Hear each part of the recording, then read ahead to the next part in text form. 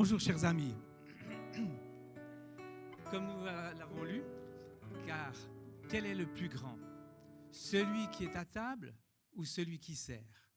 N'est-ce pas celui qui est à table? Et moi cependant je suis au milieu de vous comme celui qui sert. Jésus leur dit, les rois des nations les asservissent et ceux qui exercent l'autorité sur elles se font appeler bienfaiteurs, qu'il n'en soit pas de même pour vous, mais que le plus grand parmi vous soit comme le plus petit et celui qui gouverne comme celui qui sert. Qui veut reprendre le balai? Merci Sophie. Jésus est venu dans le monde, n'est-ce pas? Et il est venu comment? Comme celui qui sert. Et celui qui regarde à Jésus, celui qui le suit, qu'est-ce qu'il fait? Il sert, n'est-ce pas? Peut-être un petit rappel quand même de la réalité de Noël. Noël, en latin, veut dire nativité. En hébreu, ça se traduit par nolad, elle, c'est-à-dire né de Dieu. Pourquoi le 25 décembre? Pourquoi cette période-là? Certainement beaucoup le savent. Eh bien, parce qu'à l'époque de l'Empire romain, eh bien, l'Empire romain, à une époque, a reçu le christianisme. Et cela a changé beaucoup de choses dans cet empire. Et ce jour-là, eh bien, on fêtait une fête païenne qui honorait le soleil. On voyait un peu le soleil comme un dieu, d'ailleurs un peu sur toute la surface de la terre, les gens adoraient le soleil sous diverses manières. Et puisque l'Empire était devenu chrétien, eh bien, on a décidé que dans la suite, on célébrerait ce jour-là celui qui est la vraie lumière, venu de Dieu, Jésus. Et au fond, pourquoi on fêtait le soleil ce jour-là? Eh bien, parce que c'était la période de ce qu'on appelle le solstice d'hiver. En réalité, c'est plus le 21 décembre que le 25, mais ce n'est pas grave. Et à ce moment-là, le soleil se lève le plus tard dans l'année et se couche le plus tôt dans l'année, ce qui fait que c'est le jour le plus court, n'est-ce pas? Et puis, par contre, le lendemain, eh bien, le soleil commence à briller de plus en plus longtemps. Et c'est pour ça que c'était un jour particulier. Il y a le solstice d'hiver, le solstice d'été, le jour le plus long. On en a fait des films et on connaît le contexte. Et au fond, Noël affirmait que pour les chrétiens, Jésus était le vrai soleil levant, l'astre qui illuminait la nuit, la lumière qui vient dans les ténèbres. Pour Genève, post tenebras lux. En réalité, on ne connaît pas vraiment le jour exact de la naissance de Jésus. Si vous le connaissez, dites-le moi. Moi, je ne pourrais pas vous le dire. Certains pensent que c'était en automne, parce qu'en Israël, c'était la période où les bergers étaient vraiment dehors avec leurs moutons. La Bible, elle n'établit pas de fête de Noël. Vous pouvez chercher, il n'y a pas une fête, ils ne faisaient pas une fête, les chrétiens, tel jour, spécialement. En réalité, voilà, on ne connaît pas le jour et puis il n'y a pas de fête. Par contre, eh bien, la Bible, elle raconte simplement la naissance de Jésus comme étant la venue du Fils de Dieu parmi les hommes. Un événement extraordinaire qui est le fruit, qui est l'action, on peut dire, de l'amour de Dieu pour nous sauver de la mort éternelle et de notre folie. Et depuis ce jour-là, eh bien, on peut se rappeler tous les jours avec joie que Jésus est venu dans ce monde et qu'il a donné sa vie pour nous, pour que notre vie retrouve son sens, pour que l'on soit pardonné et que l'on ait un avenir qui soit éternel. Et ça, c'est ce qu'on peut se rappeler tous les jours. En réalité, les premiers chrétiens, ils ne pensaient pas à Jésus à Noël, une telle date, mais ils pensaient à Jésus tous les jours. Lors des cultes passés, on a parlé de Noël vu du ciel. Et comment Jésus s'est incarné, c'est-à-dire qu'il est venu comme un homme, alors qu'il est le Fils de Dieu depuis toujours. Comment il a vécu sur la terre, et il a honoré son Père en tout point. Dans Hébreux 10, verset 5, il est dit « C'est pourquoi Christ, entrant dans le monde, dit « Tu n'as voulu ni sacrifice, ni offrande, mais tu m'as formé un corps. Tu n'as agréé ni holocauste, ni sacrifice pour le péché. Alors j'ai dit, voici, je viens, dans le rouleau du livre, il est question de moi, pour faire, ô Dieu, ta volonté. » Quel rouleau du livre? Ça se trouve dans le psaume 40, versets 6 à 8, où il est littéralement dit les mêmes choses. Il s'est passé quelque chose d'extraordinaire dans les cieux. Un partage entre le Père et le Fils. La décision conjointe de la venue du Fils de Dieu sur la terre. Le Père lui a donné un corps. Il lui a donné un corps pour que le Fils accomplisse sa volonté, leur volonté, sur terre. C'était la réponse du Fils au Père qui a dit « Qui ira pour nous ?» Dès lors, le Père et les anges, comme on l'a dit, ont admiré le Fils depuis son arrivée sur la terre, lorsqu'il est né de Marie, et jusqu'à la crucifixion et jusqu'à son retour triomphant dans le ciel. On peut s'imaginer les acclamations qu'il y a dû y avoir dans le ciel quand Jésus est revenu dans le ciel. Après 33 ans, il est retourné dans le ciel. Il était mort, il est ressuscité et il est monté auprès du Père. Et les anges ont dû l'acclamer en disant « Mais tu as gagné sur le péché, tu as gagné sur la mort. Maintenant est la vie possible, une vie éternelle pour tous ceux qui étaient destinés à être morts éternellement et séparés éternellement de Dieu. » Et ce matin, il m'incombe de développer ce que cela peut changer dans nos vies. Qu'est-ce que l'incarnation, la vie de Jésus sur terre, induit dans notre existence? Et oui, maintenant qu'il est monté au ciel, il se passe quoi? Paul, dans les Éphésiens, nous dit que depuis lors, tous ceux qui acceptent Jésus dans leur cœur, croient à ce qu'il a enseigné et le suivent, deviennent ensemble un peuple nouveau, un nouveau peuple, son Église. Et il continue dans Éphésiens 3, versets 10 à 11, en disant « Afin que les dominations et les autorités dans les lieux célestes connaissent aujourd'hui par l'Église la sagesse infiniment variée de Dieu, selon le dessein éternel qu'il a mis à exécution par Jésus-Christ, notre Seigneur. Afin que les dominations, les autorités dans les lieux célestes connaissent aujourd'hui par l'Église. » Et Pierre dira dans 1 Pierre 1,12, « Il fut révélé aux prophètes que ce n'était pas pour eux-mêmes, mais pour vous qu'ils étaient les dispensateurs de ces choses que vous ont annoncé maintenant ceux qui ont prêché l'Évangile par le Saint-Esprit envoyé du ciel et dans lesquels les anges désirent plonger leur regard. » Les gens du ciel continuent à regarder qu'est-ce qui se passe.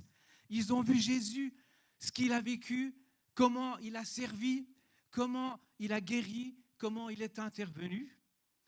Et aujourd'hui, ils regardent l'Église. Hein, les enfants? Hein, les adultes? Ils nous regardent. Les anges nous regardent. Le Père, le Fils nous regardent. Qu'est-ce qui va se passer avec eux? Comment ça va finir cette année avec leur petit Noël et l'année prochaine?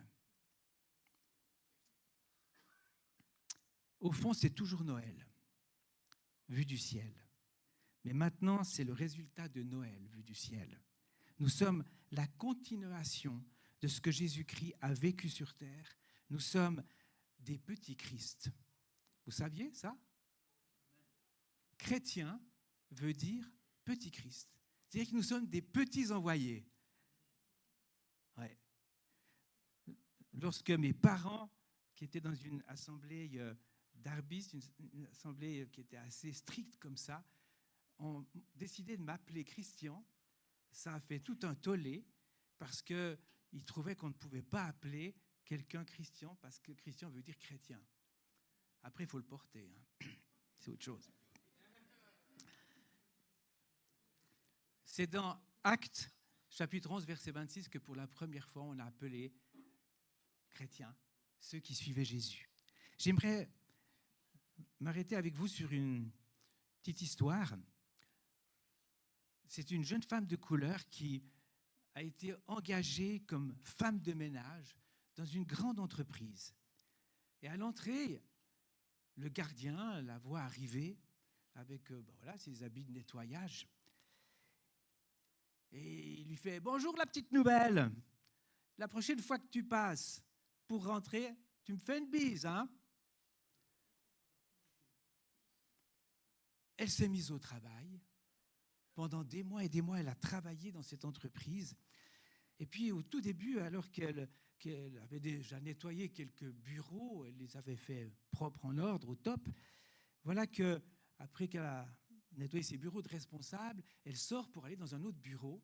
Et là, alors qu'elle allait bientôt rentrer dans le suivant, elle voit quelqu'un qui sort, un des hauts responsables, le sous-directeur, avec une tasse de café. Et il trébuche un peu, et puis une bonne partie du contenu de la tasse tombe par terre. Et il la voit, et puis il s'en va. Elle nettoie, s'empresse de nettoyer, tout est propre. Elle se rend compte rapidement qu'il y a un stress dans cette entreprise. Chaque journée, les gens sont pressés, sont tendus, et autant les employés d'ailleurs que les responsables. Elle remarque beaucoup d'incivilité, de cancanage, d'expressions de jalousie et toutes sortes de petits conflits, de critiques. Et dans son service, par contre, les relations vont de mieux en mieux. Et puis, ça devient sympathique même. Il y a de l'harmonie.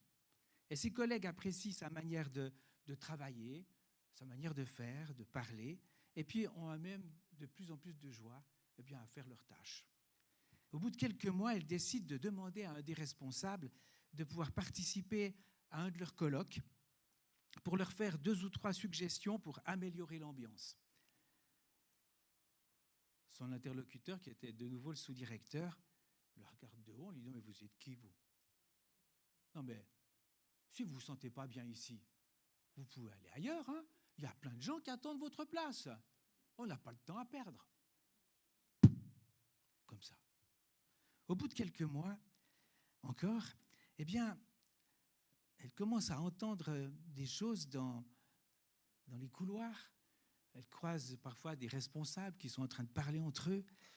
Et puis, ce qu'elle entend, c'est qu'il y a un prochain acquéreur qui va racheter donc l'entreprise.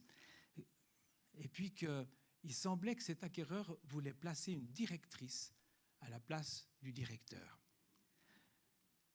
Et puis, ils parlaient entre eux et elle entendait qu'ils disaient « c'est une femme exigeante, qui a des drôles d'idées sur le leadership, elle a sa manière de gérer les entreprises et le personnel. » Voilà, triste perspective. Et en plus, elle est de couleur. Et quelques semaines plus tard, une jeune femme de couleur, bien habillée, arrive à vélo, qu'elle parque à côté de la Tesla, de la BMW et d'autres voitures de ce type. Et puis, alors qu'elle rentre, il y a le portier qui lui dit « Bonjour, madame !» Et puis après, il réfléchit un peu, il dit « Mais il me semble que j'ai déjà vu cette personne. » La petite femme de ménage, rentre dans la salle de conférence où elle va rencontrer les responsables, le directeur, les chefs de département, d'entreprise de son père que son père a acquise et dont elle sera directrice. La petite femme de ménage est en réalité la nouvelle directrice. Alors, vous imaginez un peu la tête de certains. Depuis lors, beaucoup de choses ont changé, Les gens se saluent poliment, remercient lorsque quiconque rend un service. Et il arrive même qu'un responsable ou la directrice utilise le chiffon pour nettoyer un dégât qu'elle a ou qu'il a malencontreusement fait. Les cancans ont diminué. Bien des conflits ont été réglés. Des temps de partage entre tous sont organisés et certains responsables pas à l'aise sont partis. D'autres ont apprécié les changements. Bien des mensonges ne se disent plus. Chers amis, Jésus est venu dans le monde comme un serviteur. Et après 33 ans, il est monté auprès du Père. Il est devenu le roi des rois. Et il est dit que tout genou fléchira devant lui. J'aimerais m'arrêter avec vous sur 2 aspects principaux que Jésus est venu vivre sur la terre et qu'il nous a laissés comme modèle. Ces 2 éléments, je crois qu'il veut les vivre avec nous et le ciel se réjouit de les voir se réaliser. Jean 1, 17, « Car la loi a été donnée par Moïse, la grâce et la vérité sont venues par Jésus-Christ. » Personne n'a jamais vu Dieu. Le Fils unique qui est dans le sein du Père est celui qui l'a fait connaître. Ce petit texte nous dit que Jésus est venu apporter la grâce et la vérité.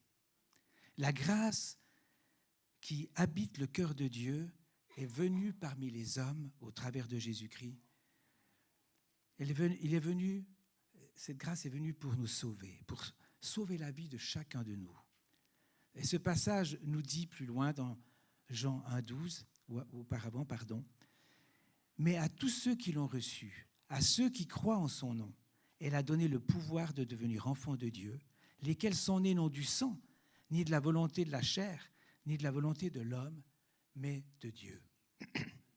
Ceux qui reçoivent Jésus dans leur cœur deviennent enfants de Dieu. Ils naissent à une nouvelle vie. Toute chose est devenue nouvelle.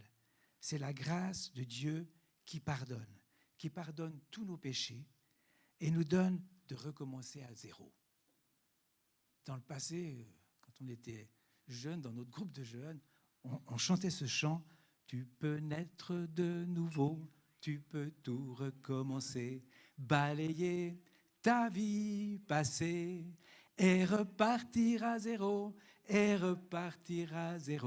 avec Jésus comme berger. » Vous voyez, il y en a qui le connaissent. Hein? On vous l'apprendra peut-être un jour, quand on sera au ciel. Tu peux naître de nouveau, tu peux repartir à zéro. Et ça, c'est la grâce de Dieu. La grâce de Dieu qui nettoie tout. Combien tu payes? 0. Comment tu repars? À 0. Mais avec les richesses de Jésus. Jésus est venu donner à tous la possibilité d'une vie nouvelle. Une vie qui lui ressemble. Parce que nous sommes devenus ses frères et sœurs, des enfants de son Père. Et vous savez, tous nos enfants se ressemblent, à quelque part. Ils sont tous différents, mais ils se ressemblent. Pourquoi? Parce qu'ils ont vécu avec nous. Wendy Mou, il nous ressemble. Ulrich, il nous ressemble.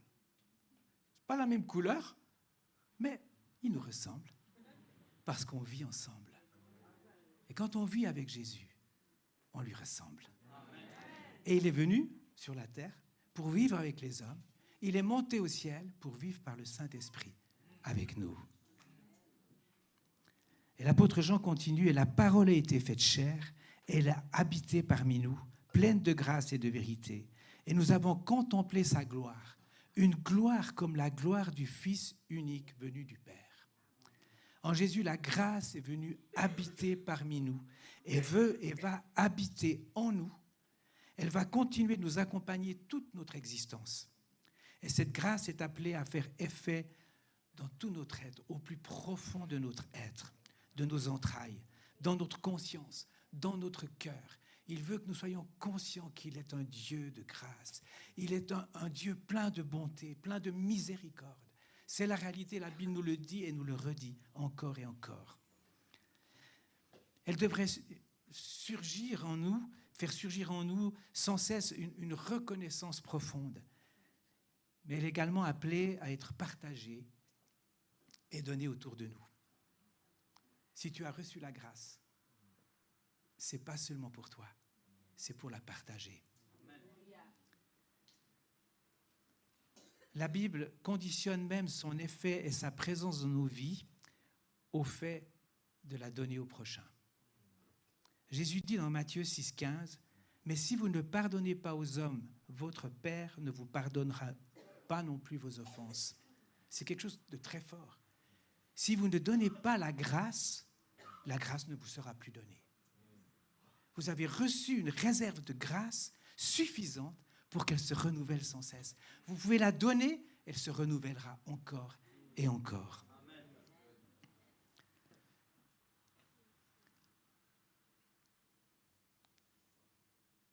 En Jésus, la grâce est venue. Elle est venue dans notre cœur. Pour juste prendre quelques courts instants, réfléchis. Est-ce qu'il y a quelqu'un à qui tu n'as pas pardonné? Réfléchis quelques instants.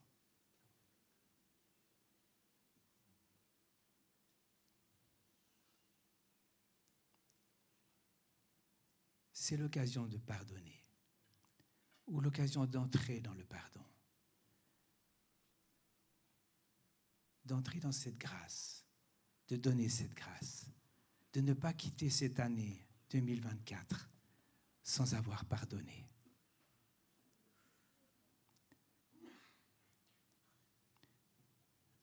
Une femme en Iran qui était épouse d'un missionnaire. Son mari a été tué en pleine rue. Et pendant des années, elle était dans l'amertume. Et un jour, elle a senti que Dieu lui disait « pardonne ». Elle a mis 3 ans à pardonner. Et chaque année, Dieu lui a fait faire un pas. Déjà simplement l'acceptation de pardonner. Ensuite, l'acceptation de prier pour la personne. Et la 3e année, d'aimer ces personnes. Elle a franchi ce cap. Elle a été un témoin extraordinaire auprès de beaucoup de personnes.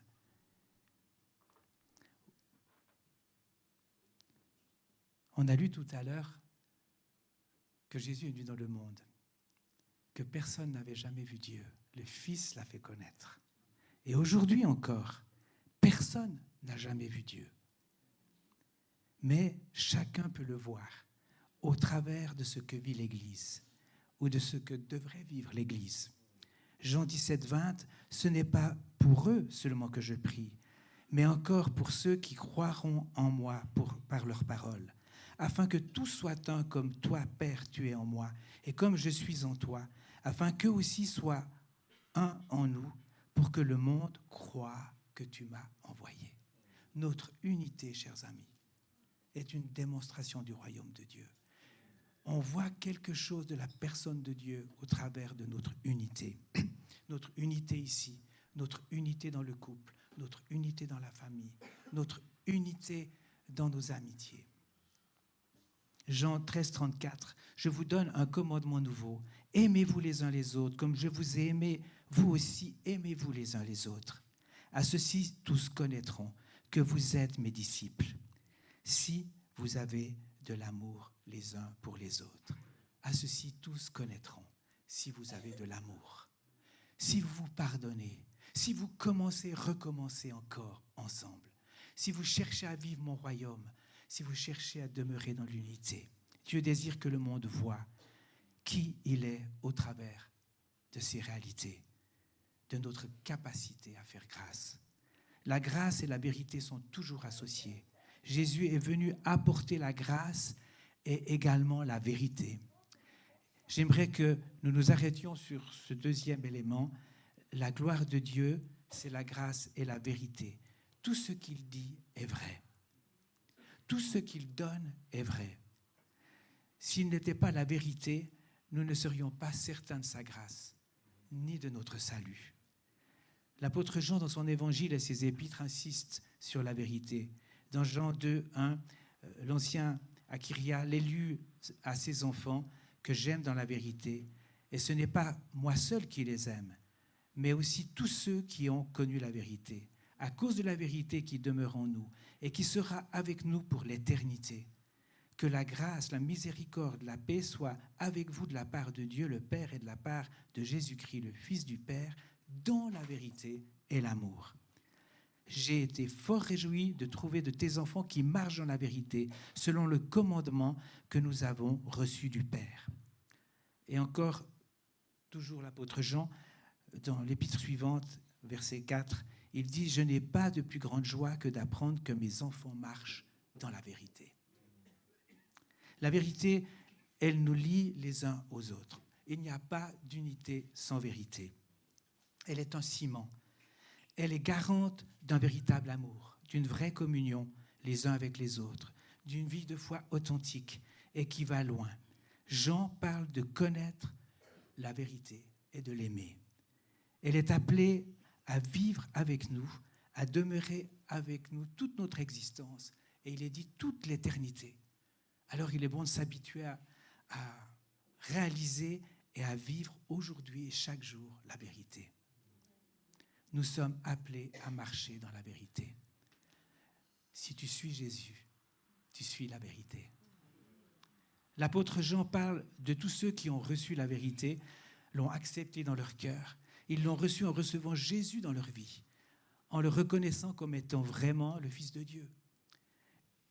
Ils l'ont fait en réponse à ce que Jésus a dit dans Jean 14, 6, « Je suis le chemin, la vérité, la vie ». L'Évangile, la bonne nouvelle, est la vérité qui conduit au salut, qui communique le salut. L'Évangile est la venue sur notre terre de celui qui est la vérité. Mais la vérité n'est souvent pas bienvenue chez les humains, qui préfèrent le manque de lumière. Et si on n'a pas reçu Jésus qui était la lumière, parfois on ne recevra pas si nous disons la vérité. Jean 3, 19, « La lumière étant venue dans le monde, les hommes ont préféré les ténèbres à la lumière, parce que leurs œuvres étaient mauvaises. Car quiconque fait le mal est la lumière. Il la haït et ne vient point à la lumière de peur que ses œuvres ne soient dévoilées. Mais celui qui agit dans la vérité vient à la lumière, afin que ses œuvres soient manifestées parce qu'elles sont faites en Dieu. » La lumière fait parfois reculer. Elle nous permet parfois d'avancer, mais parfois elle nous fait reculer. La vérité, dans sa perfection, elle se trouve en Dieu. Dieu le Père et Jésus son Fils incarnent la vérité. Tout ce qu'ils sont est vérité, tout ce qu'ils disent, ce qu'ils promettent est vrai. Si tu rencontres le Père ou Jésus son Fils, tu rencontres la vérité. Si tu les reçois dans ta vie, ils te conduiront dans la vérité, à vivre, à marcher dans la vérité, à l'image de Jésus sur la terre. Vous savez, parfois nos critères sont discutables. On regarde souvent comment les autres vivent pour se dire, bon, je suis au moins comme celui-ci. Puis franchement, celui-là, j'essaye, quoi. Vous savez, il y a cette petite histoire de cet homme qui allait à son usine, il était responsable de certains secteurs de l'usine, dont celui de mettre la pendule bien à l'heure pour que les gens soient à l'heure. Et puis, il passait toujours devant une petite horlogerie, là, et il regardait la vitrine, et puis ensuite, il allait à son usine. Et un jour, l'horloger, à force de le voir de bonne heure le matin, passer devant sa vitrine et regarder comme ça, il voyait qu'il regardait une pendule, spécialement une pendule, il sort, il s'est dit, une affaire.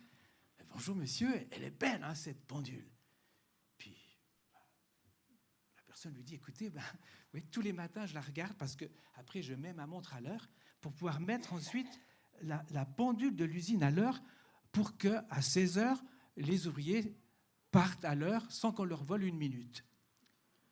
Et l'horloger le regarde, il dit, ah bon? Et moi, tous les jours, parce que cette pendule, elle n'est pas exacte, je la mets à l'heure quand j'entends à 16 heures sonner à l'usine. Donc, vous voyez un petit peu à quel point tout le monde était à l'heure. Et chers amis, nous sommes des fois un peu comme ça. On regarde à l'un, à l'autre, mais notre modèle, c'est Jésus, c'est sa parole. Et lui est la vérité jusqu'au bout. Lorsque tu reçois Jésus dans ton cœur, il est dit que le Saint-Esprit de Dieu vient habiter ton cœur, ta vie. Il est dit de lui dans Jean 16, 13 qu'il est l'Esprit de vérité et qu'il nous conduira dans toute la vérité. Il ne te laissera pas tranquille que tu ne vives réellement dans la vérité. Être rencontré par la vérité, vivre avec celui qui est la vérité, met en lumière nos failles, notre mensonge, notre péché. Et c'est pour cela que beaucoup parmi ceux qui ont rencontré ou raconté leur rencontre avec Dieu disent souvent ou s'écrient « Retire-toi de moi, éloigne-toi de moi, car je suis un pécheur. » La vie dans la vérité commence toujours par la prise de conscience que la vérité n'habite pas en nous. Par la mise en lumière de notre péché et de notre mensonge. Je témoigne souvent que quand j'étais enfant, on m'appelait le Marseillais. Parce que souvent ma langue allait plus loin que la réalité. Et la petite chose devenait une grande chose. Et Dieu m'en a guéri en me mettant au pied du mur. Où j'ai reçu une fois la pensée, à partir de maintenant, Christian, tu vas aller chaque fois dire que tu as dit quelque chose de faux. Ça m'a beaucoup aidé. Mais le Saint-Esprit a travaillé ma vie et m'a transformé. Le pardon ne devient une réalité que dans la vérité, que dans la lumière. Celui qui cache ses transgressions demeure dans son péché. Il ne prospère pas. Celui qui cache ses transgressions ne prospère point, mais celui qui les avoue, les délaisse, obtient miséricorde. Marcher dans la lumière et la vérité, c'est avoir décidé de ne pas ou de ne plus cacher ce que nous sommes et de laisser venir la lumière de Dieu dans nos vies. Jean 1, 5 à 7, la nouvelle que nous avons apprise de lui et que nous vous annonçons, c'est que Dieu est lumière, qu'il n'y a point en lui de ténèbres. Si nous disons que nous sommes en communion avec lui et que nous marchions dans les ténèbres, nous mentons et nous ne pratiquons pas la vérité. Mais si nous marchons dans la lumière, comme il est lui-même dans la lumière, nous sommes mutuellement en communion et le sang de son Fils, de Jésus son Fils, nous purifie de tout péché. Et c'est un passage extraordinaire. Si tu restes dans la lumière, si tu acceptes la lumière dans ta vie, quand tu es un enfant de Dieu, ça veut dire que tu acceptes d'être vu comme tu es. Ça veut dire que tu reconnais ton péché. Et alors tu es pardonné, tu es purifié au fur et à mesure de ta marche. Parce que Jésus est venu sur la terre apporter la vérité et la grâce, nous pouvons vivre ce que ce texte nous dit. Il y a trop de personnes qui ont laissé Jésus entrer dans leur vie, ont commencé à être conduits par l'esprit de vérité et qui petit à petit ont laissé venir des ombres dans leur existence. Et gentiment, ils ont laissé des péchés sans les confesser. Et petit à petit, ils ont fui la lumière qui les dérange. Les demi-vérités, quand ce n'est pas le mensonge, se sont mis à les accompagner. Et ils ont perdu beaucoup de leur héritage. Ils se demandent pourquoi ils ne sont plus exaucés, pourquoi leur vie chrétienne est devenue morne, sans intérêt. Et souvent, ces personnes deviennent très critiques envers l'Église, leurs frères, leurs sœurs dans la foi.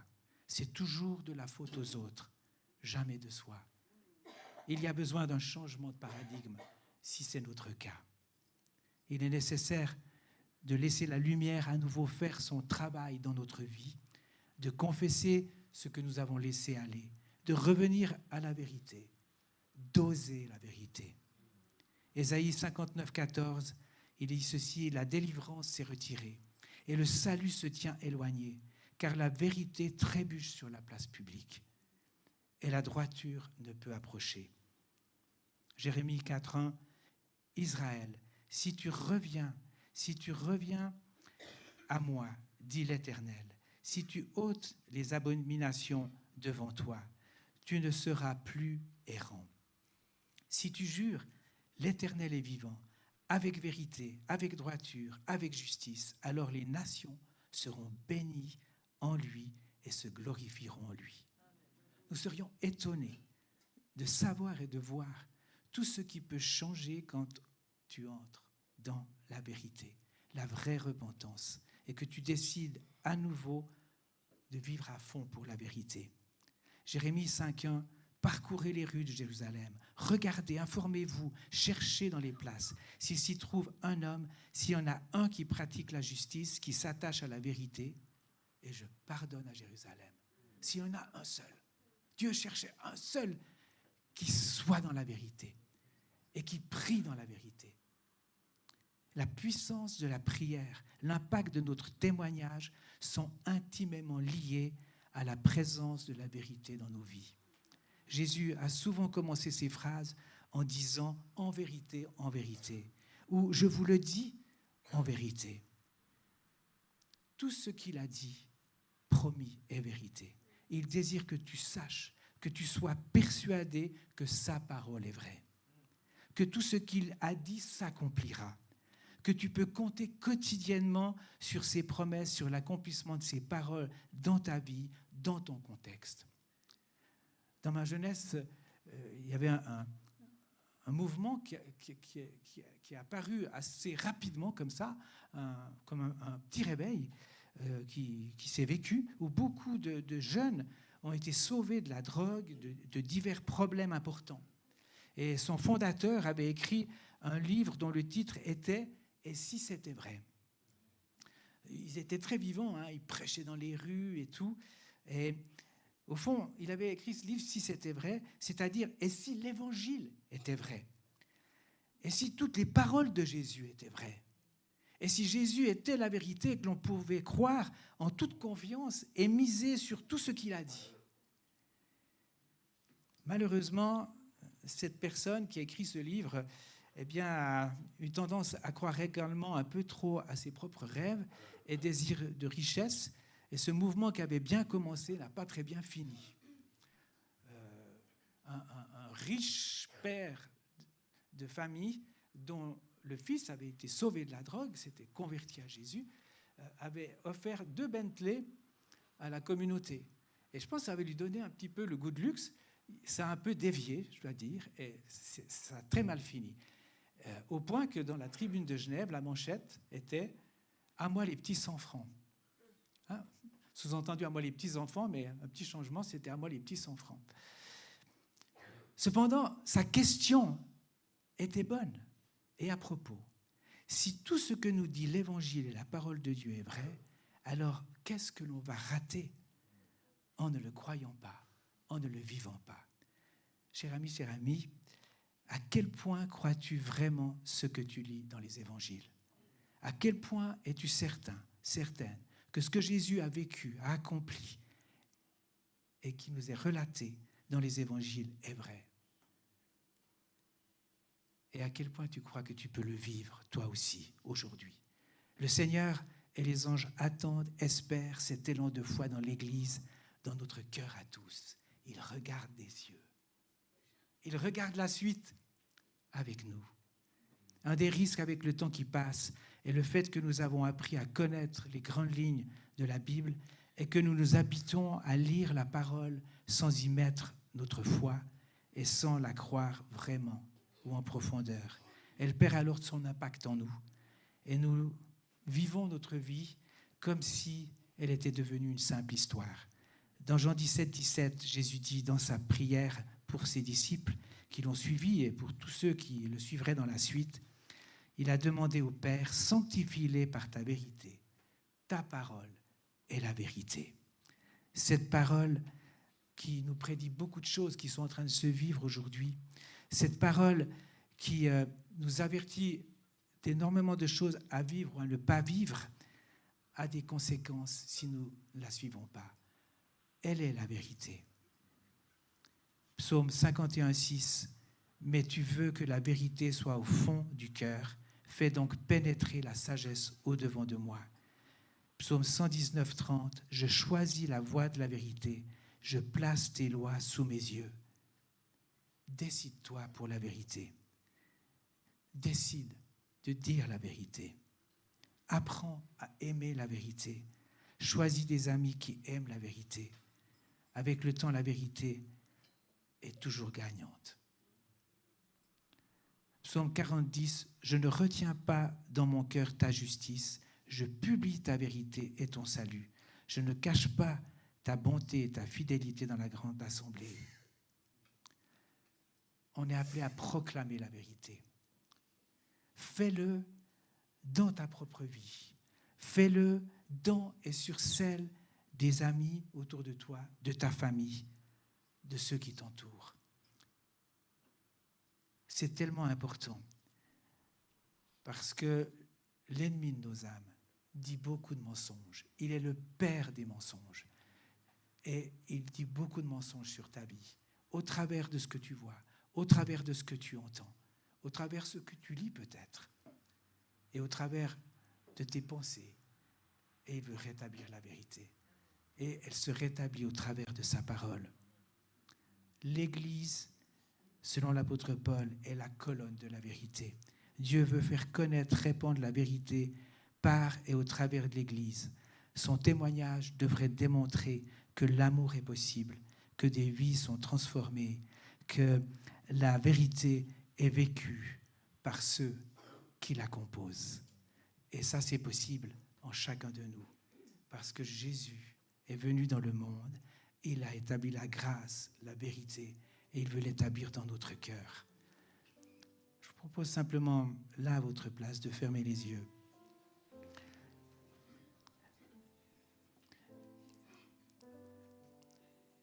Et que chacun puisse se déterminer par rapport à la grâce et par rapport à la vérité. Par Jésus, la grâce et la vérité sont venues dans le monde. Nous en sommes les héritiers. Nous sommes appelés à la vivre, à la recevoir et à la vivre. La grâce, la vérité.